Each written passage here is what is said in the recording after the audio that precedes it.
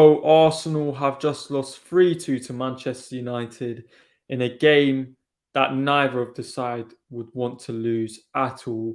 You know, if whoever loses is just going to get hounded on social media. It is the social media derby. I thought Arsenal went for it, they had a goal, but in the end, they were unable to beat Carrick's Manchester United. That's the key word right there. Carrick's Manchester United. No excuses not to beat them. They were there for the taking. I do not care what anyone says. Ralph Ranić, yes, they might have got momentum from him coming in, but he hasn't started yet. He hasn't worked with any of the players. This was basically Ole football, and we were unable to beat them. And for me, it's a real blow.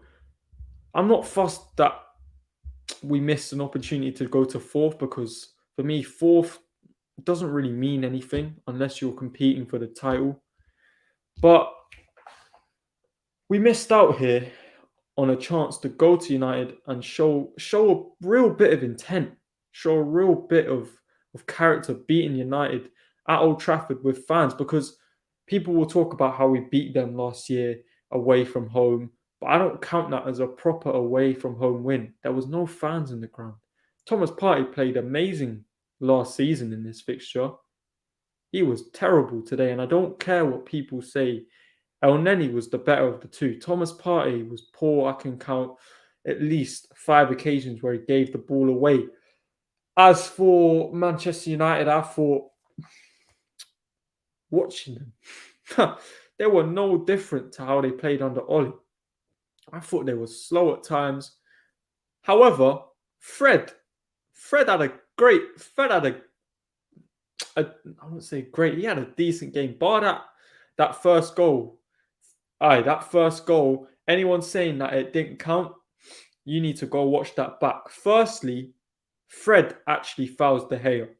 It's his own player. The Arsenal players have done nothing wrong. Also, there's no offsides in that situation. None of the Arsenal players are offside. And the referee blows his whistle after the ball goes in the back of the net, which would make the goal stand. It's a perfectly reasonable goal. Yes, it's weird circumstances. And it was a strange situation. You don't really see that happen in football. Rarely see that happen. So I understand why there was controversy behind it, but at the end of the day, it is a goal. And after that goal, I thought we were good. We were pressing them. We were doing all right. Using the ball well, although Thomas Partey giving it away a lot. But of course, we concede, and it's right before half time. It's the worst time to concede because it gives United momentum going into the second half. And for me, people will say Ramsdale could have saved it, but it was just the defense switched off. The defense switched off.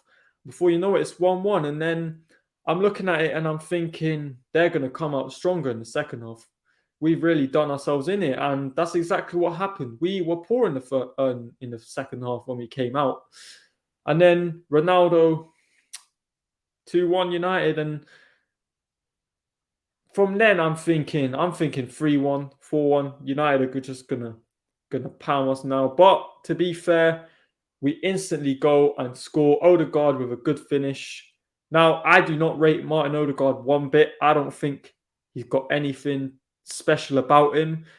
For me, if Real Madrid knew he could be something good, they would have put a buyback clause in him. But they didn't because they know that he's a bang average footballer. He scores the goal, but then what does he do? He throws it out the window with his stupid challenge, and that cost us the game.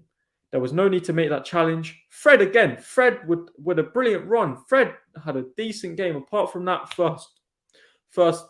Well, he sort of fouled De Gea, but it wasn't really anything on the ball. But apart from that, he was solid. He was better than our midfield.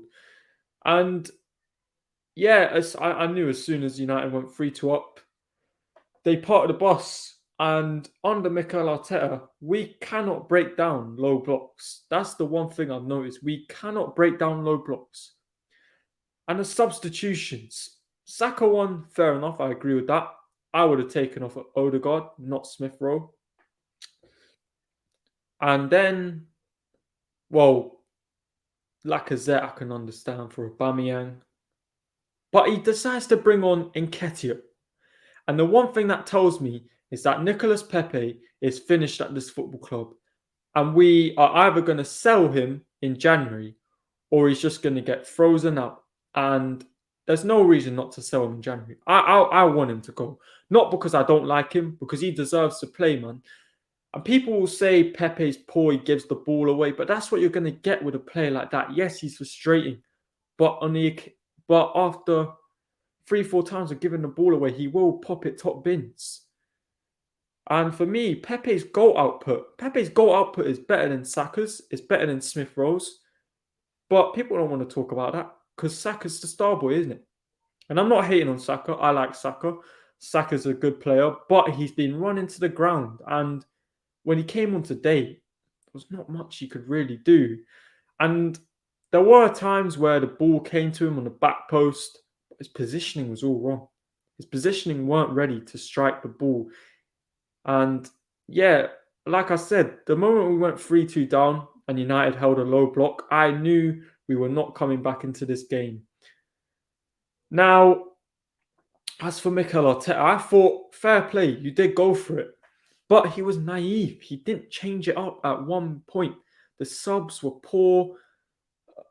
Shout out to Martinelli. Martinelli can walk off the pitch with his head held high. He gave it everything. He was energetic. He was smart with the ball. There was one time where he drove on the break and he slipped in Aubameyang. What does Aubameyang do? Go for goal. If Aubameyang looks up and slips Martinelli back in, 3-2. 3-2, 3-3. You never know.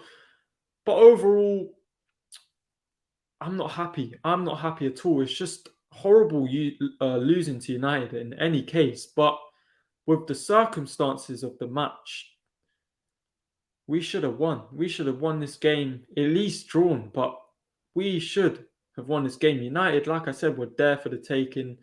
But 3-2. Next game is Everton. I feel like we will win. Everton won't get anything against us. They might get a draw.